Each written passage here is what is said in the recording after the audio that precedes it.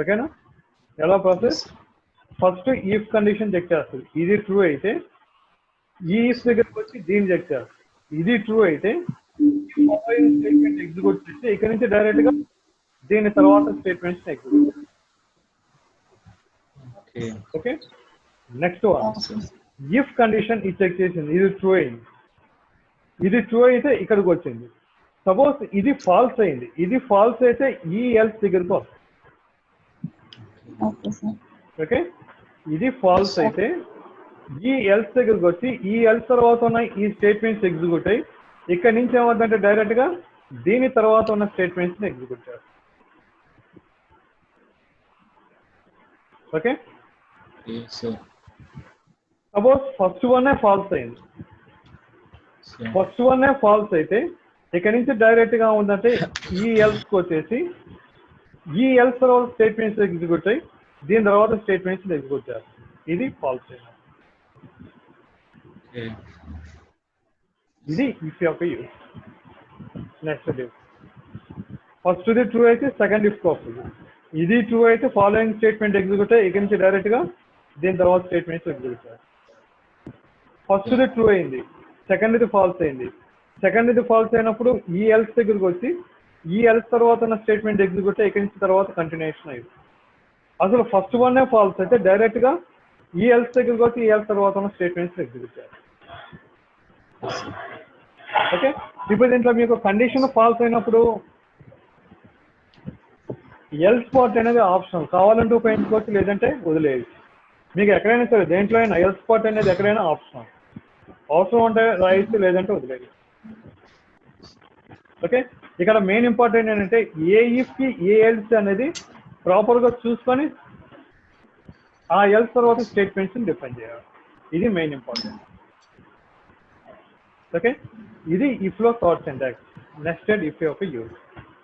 Okay, రాస్తున్నారు? Yes, sir.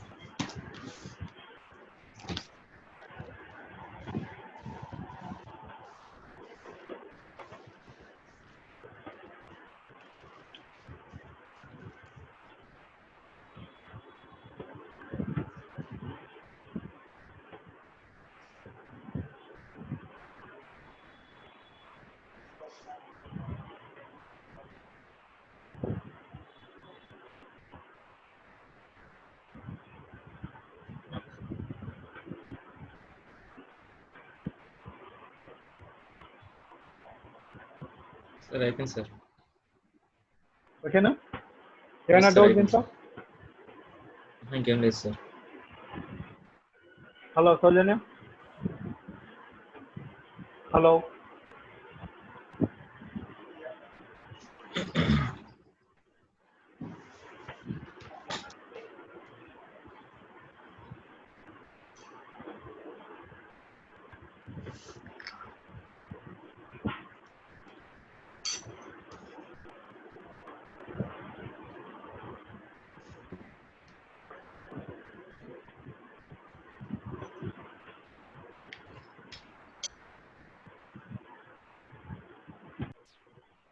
ఈ ఇఫ్ను ఉపయోగించి ఎస్టర్డే మేజర్ ప్రోగ్రామ్ ఏదైతే తీసుకున్నామో దాన్ని ఈ సింటాక్స్ ఎలా ఇంప్లిమెంట్ చేస్తామో చూద్దాం. ఓకే, సేమ్ అదే Yes, sir. Program using that syntax. Yes, sir. Okay, sir.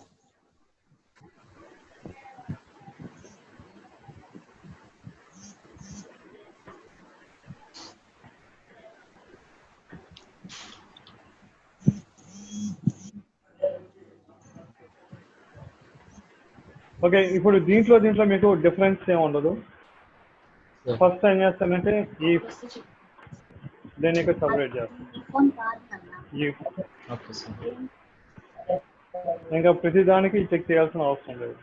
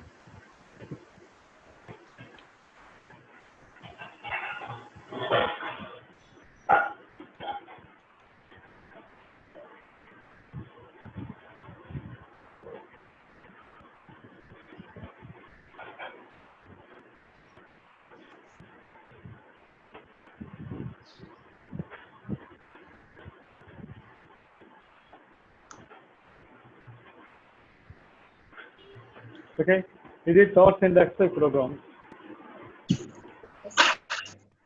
ఇప్పుడు నిన్న ప్రోగ్రామ్ ఏం చెప్పాం, ఏ కేటగిరీ అయితే సాటిస్ఫై అవుతుందో దాంట్లో చెక్ చేసి నెక్స్ట్ మళ్ళీ ఏమవుతుంది మిగతా కేటగిరీస్ కూడా చెక్ చేస్తుందని చెప్పాం కదా. చెప్పండి సార్. ఓకే, ఇప్పుడు ఎఫ్ సాటిస్ఫై అయినప్పుడు మళ్ళీ బి హెచ్ చెక్ చేయాల్సిన అవసరం ఉందా? లేదు సార్. లేదు కదా. కానీ ఇప్పుడు నిన్న చెప్పిన ప్రోగ్రామ్ ఏమవుతుంది, మనకి ఎఫ్ సాటిస్ఫై అయినా బి మొత్తం చెక్ చేసింది, మళ్ళీ హెచ్ మొత్తం చెక్ చేసింది. దానివల్ల మనకి అక్కడ టైం వేస్ట్. Yes sir. ఇప్పుడు దానికి ఆల్టర్నేటివ్ ఈ థర్డ్ సింటాక్స్ ప్రోగ్రామ్ చేస్తాం. ఇప్పుడు దీంట్లో సపోజ్ ఫస్ట్ మీకు చెక్ చేసేది ఏంటంటే కేటగిరీ ఎఫ్ అవునా కాదా ఇది చెక్ చేయాలి. ఇది ట్రూ అయితేనే ఓకే దీంట్లో ఎంటర్ అయ్యి ఇప్పుడు వీటిని చెక్ చేయాలి. ఓకే, ఇప్పుడు సపోజ్ మనకు నిన్న ఎంత వచ్చింది, 14,000 కదా. కేటగిరీ ఎఫ్ ఇచ్చాం, 14,000 వచ్చింది. అంటే ఇప్పుడు కేటగిరీ ఎఫ్ కండిషన్ ట్రూ అయింది కాబట్టి ఫస్ట్ దీన్ని చెక్ చేసింది, ఫాల్స్ అయింది. ఎల్స్ ఇక్కడికి వచ్చింది, మళ్ళీ ఇఫ్ దీన్ని చెక్ చేసింది. 14,000 is greater than equal to 18,000 false. మళ్ళీ ఎల్స్కి వచ్చాం, మళ్ళీ if 14,000 is greater than equal 60,000 false. మళ్ళీ ఎల్స్కి వచ్చాం, if 14,000 is greater than equal 14,000 yes. కాబట్టి అవుతుంది ఇక్కడ మనకి 20 రూపీస్ 55 యూఆర్ లో స్టోర్ అయ్యి ఇక్కడ నుంచి బయటకు వచ్చేసి ఇప్పుడు ఇక్కడ దీన్ని చెక్ చేస్తాం, if CIT is equal to be అవునా కాదా. ఇప్పుడు సిఐటిలో మనం ఎఫ్ కాబట్టి అనుకుంది, F is equal to be condition false కాబట్టి ఇంకా దీంట్లో ఏది చెక్ చేయదు, డైరెక్ట్ గా ఏమవుతుంది ఇక్కడ నుంచి మీకు బయటకు వచ్చారు. బయటకు వచ్చేసి ఇప్పుడు మళ్ళీ దీన్ని చెక్ చేస్తారు, if cat is equal to అవునా కాదా. ఇది ఫాల్స్ కాబట్టి ఏమవుతుంది, డైరెక్ట్ గా ఇక్కడ నుంచి బయటకు వచ్చేసి ఈ స్టేట్మెంట్ ని ప్రాసెస్. ఇప్పుడు కేటగిరీ ఎఫ్ అయినప్పుడు ఇప్పుడు ఈ ప్రోగ్రామ్ లో మనకి బి గానీ హెచ్ గానీ చెక్ చేయలేదు. టైం సేవ్ అయిందా లేదా? ఇది థర్డ్ సింటాక్స్ కి సెకండ్ సింటాక్స్ కన్నా డిఫరెన్స్. ఓకే, ఇప్పుడు ప్యూర్లీ థర్డ్ సింటాక్స్ తో మనం ప్రోగ్రామ్ చేయాలంటే కొంచెం కాంప్లికేటెడ్. ఇప్పుడు మనకి ఇది ప్యూర్లీ థర్డ్ సింటాక్స్ కాదు, సెకండ్ థర్డ్ రెండింటిని మిక్స్ చేసి చేస్తాం. First 2 lines third syntax, second నుంచి మళ్ళీ ఏమవుతుందంటే మిగతాదంతా సెకండ్ సింటాక్స్ కిందకు వచ్చారు. రెండింటిని కలిపి చేస్తాం ఈ ప్రోగ్రామ్. ప్యూర్లీ థర్డ్ సింటాక్స్ మనం ప్రోగ్రామ్ చేయాలంటే కాంప్లికేటెడ్ కొంచెం. ఓకే, అంటే అన్ని ప్రోగ్రామ్స్ మనం ప్యూర్లీ థర్డ్ సింటాక్స్ చేయాలంటే కుదరదు, ఇలా మిక్స్ చేసుకొని చేసుకోవాలి. ఓకే, ఇది ఇఫ్ థర్డ్ సింటాక్స్ యొక్క యూజ్. ఓకే, అది ఇది రెండు పంపిస్తాను, ట్రై చేయండి. Okay sir. ఇంకా ఇఫ్ తో ప్రోగ్రామ్స్ కంప్లీటెడ్. ఇంకా మీరు ఈ టైప్ ఆఫ్ ప్రోగ్రామ్స్ మీరు ఎంత ప్రాక్టీస్ చేస్తే మీకు అంత అడ్వాంటేజ్.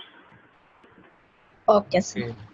మీరు ప్రాక్టీస్ చేస్తేనే మీరు నెక్స్ట్ ప్రోగ్రామ్స్ చేయగలరు, అడ్వాంటేజ్ ఉంటుంది. లేదంటే మాత్రకి యూజ్ లేదు. ఓకే సార్, ఈ 2 ప్రోగ్రామ్స్ చేసి ఎగ్జిక్యూట్ చేసి మీకు పెడతాం సార్. ఓకే, నెక్స్ట్ వేరే ప్రోగ్రామ్స్ చేయండి. ఓకే సార్, అలాగే sir. Okay okay sir. Okay sir. Sir అది నవీన్ సిస్టమ్ ప్రాబ్లమ్ అను ఇంకా నా ఇంటర్నెట్ యాక్సెస్ లేదని చెప్పారు సార్. సిస్టమ్ ప్రాబ్లం, ఇంకోటి ఇంటర్నెట్ యాక్సెస్ కూడా లేదండి సార్.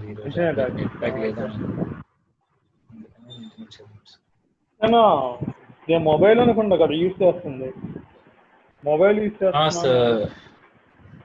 తెలుసు సార్, మరి ఏంటో కానీ అలా చెప్పండి సార్. ఓకే,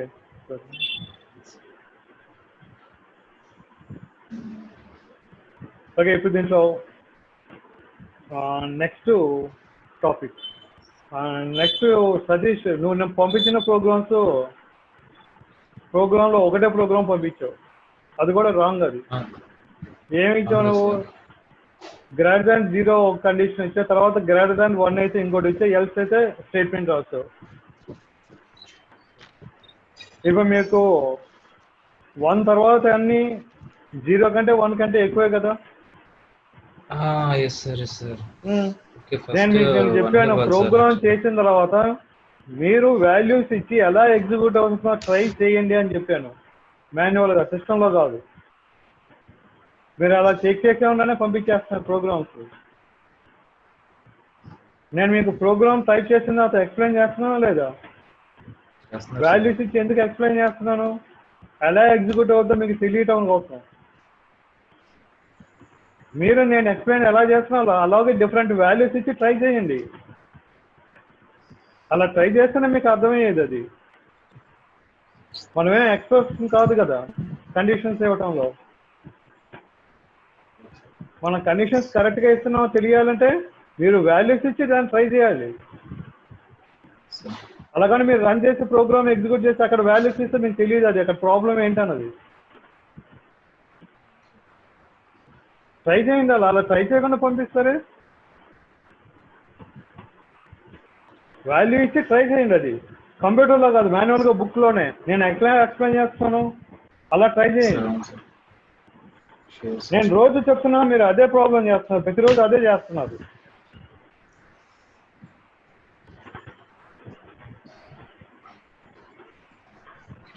మొత్తం మాన్యువల్గా చేసి పెడతాం సార్. మాన్యువల్గా చేసి చూపించడం కదండి, మీరు ప్రోగ్రామ్ బుక్ లో రాసి అది బుక్ లోనే మీరు ఒక్కొక్క వాల్యూ ఒక్కొక్క దానికి ఇచ్చుకొని ఎలా ఎగ్జిక్యూట్ అవుతుందో ట్రై చేసి చూడండి. బుక్ లోనే, సిస్టమ్ మీద ట్రై చేయొద్దు. సిస్టమ్ మీద ట్రై. మీకు ఇప్పుడు ప్రోగ్రామ్ మీకు ఎలా ఎక్స్ప్లెయిన్ చేస్తున్నాను చెప్పండి. వాల్యూస్ ఇచ్చి మీకు చెప్తున్నానా లేదా, ఇక్కడ ఈ వాల్యూస్ ఇలా వాల్యూస్ ఇలా జరగదు అని చెప్పేసి ఎక్స్ప్లెయిన్ చేస్తున్నాను. అలానే మిమ్మల్ని ట్రై చేయమంటున్నాను.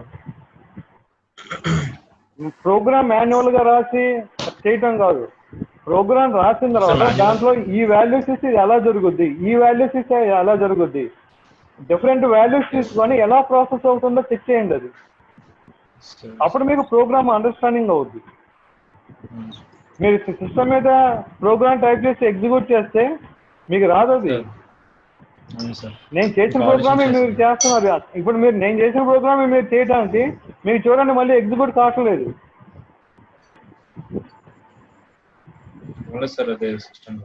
అది మీకు ఎలా తెలుస్తుంది? మీరు వాల్యూస్ బుక్ లో 1కి 10 సార్లు వాల్యూస్ వేరు వేరు ఇచ్చి చేయండి, తప్పేం లేదు కదా. మరి ఏమి పేజీలు వేస్ట్ అయిపోతాయా? పేజీలు వేస్ట్ అయిపోతాయి అనుకుంటే పలక తీసుకోండి. చెప్తున్నాను, ఒకవేళ పేజెస్ అట్లా వేస్ట్ అవుతాయి అనుకుంటే మీరు పలక తీసుకున్నారు అనుకోండి, పలకలో వేస్ట్ అవుతుంది కదా. దాంట్లో వాల్యూస్ ఒక్కొక్కటి ఇచ్చి ఎక్స్ప్లెయిన్ చేసుకోండి, ప్రాబ్లం ఏం లేదు. అవేం చేస్తే తప్పేం లేదు. ఓకేనా? మీరు అలా చేస్తేనే మీకు వచ్చేది.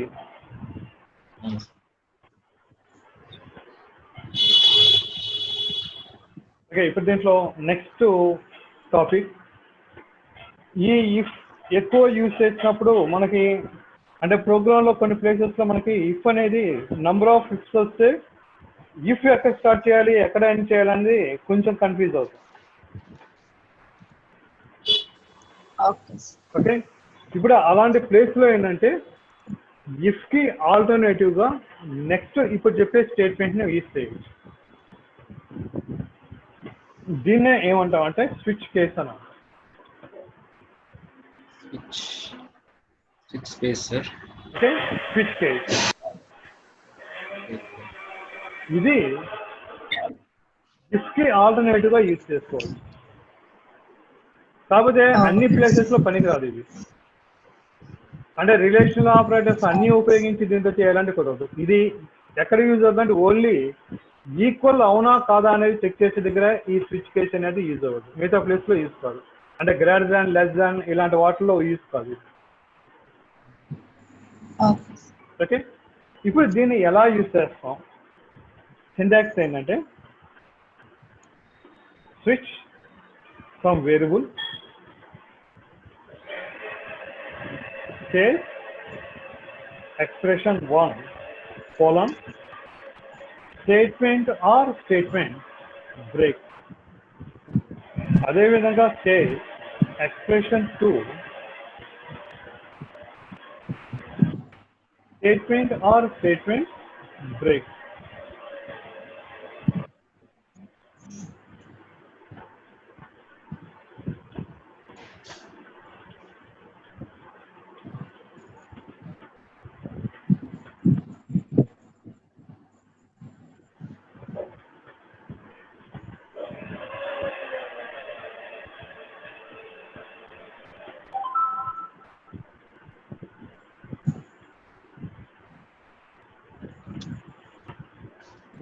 ఓకే, ఇది స్విచ్ కేస్ యొక్క సింటాక్స్. ఓకే, ఫస్ట్ రాసుకోండి అది.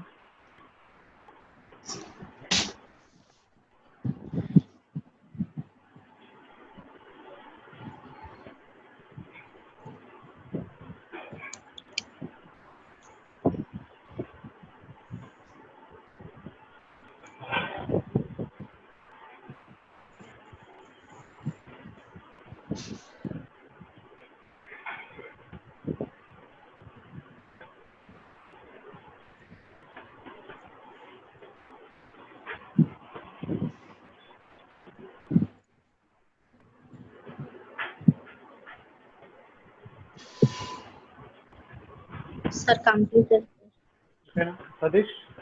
సార్ ఒక్క నిమిషం సార్ ఇంకా ఉంది. Okay okay.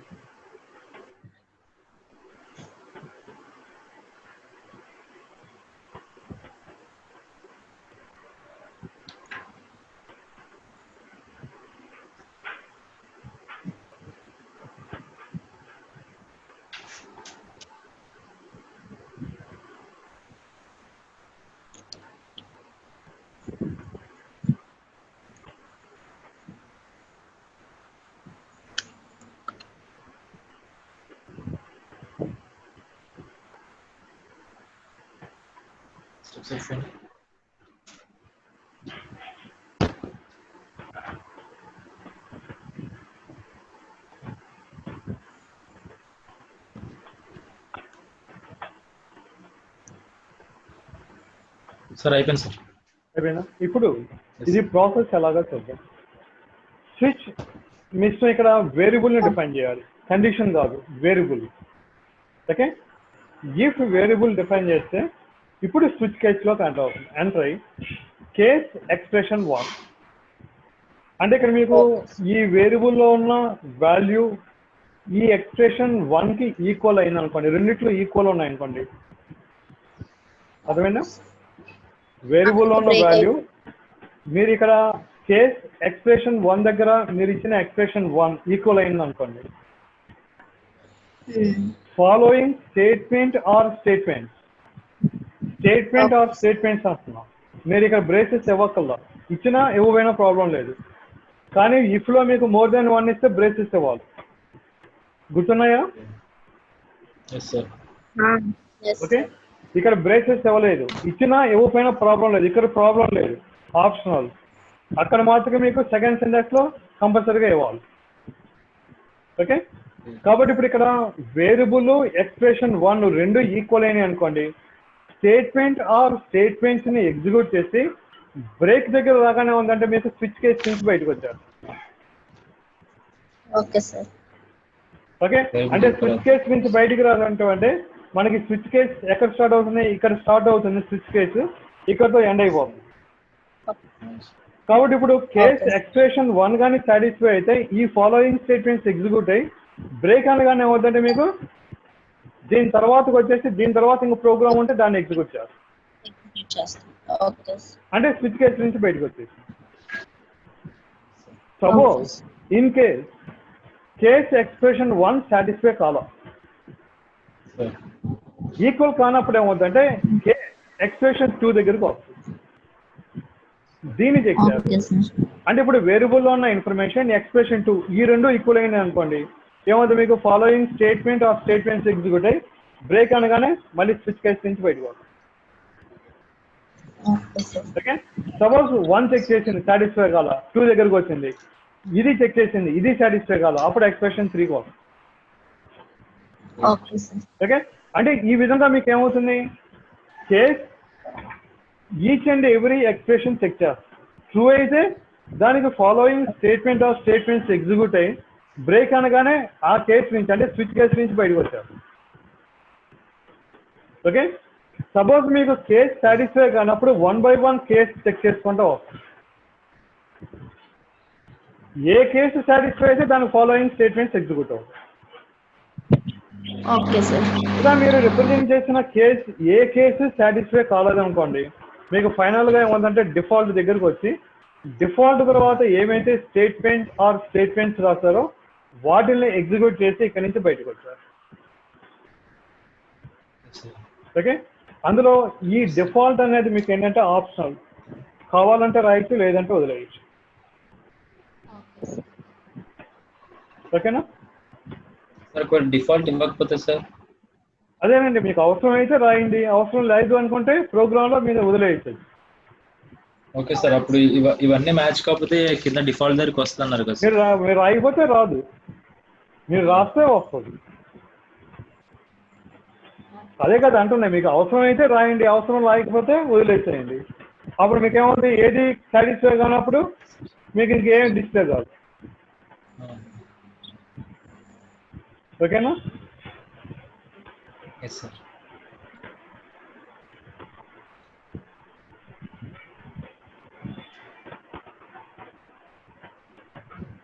ఇప్పుడు మీకు హౌస్లో మనీ ఇచ్చి మీకు బజార్కి పంపించి ఇది ఉంటే తీసుకురా, ఒకవేళ ఇది లేకపోతే ఇది తీసుకురా, ఇది లేకపోతే ఇది తీసుకురా అని చెప్తారు. ఏమీ లేకపోతే ఎక్స్ అనేది తీసుకురా అంటారు. ఇప్పుడు మీరు షాప్కి వెళ్ళినప్పుడు ఇవేమి లేకపోతే ఏం చేస్తారు, ఎక్స్ అనేది తీసుకొస్తారు. ఇవేమి లేకపోతే ఎక్స్ తీసుకురా అని చెప్పలేదు అనుకోండి, ఏం చేస్తారు? ఏమైనా తేరు కదా, చెప్తేనే కదా తెచ్చేది. ఇది కూడా అంతే, మీరు చెప్తే ఏది జరగనప్పుడు చెప్పింది జరుగుద్ది, ఒకవేళ చెప్పకపోతే ఏమీ రాదు. అందుకనే దాన్ని ఆప్షనల్ అన్నా. Okay sir. సార్ సెకండ్ దో లాస్ట్ థర్డ్ స్టెప్ లో సార్ స్టేట్మెంట్ 2 ఉంది సార్ అక్కడ. స్టేట్మెంట్ దానికి ఎస్ కదా సార్? ఓకేనా, తీసేనా? సార్ అయిపోయింది సార్. Yes sir.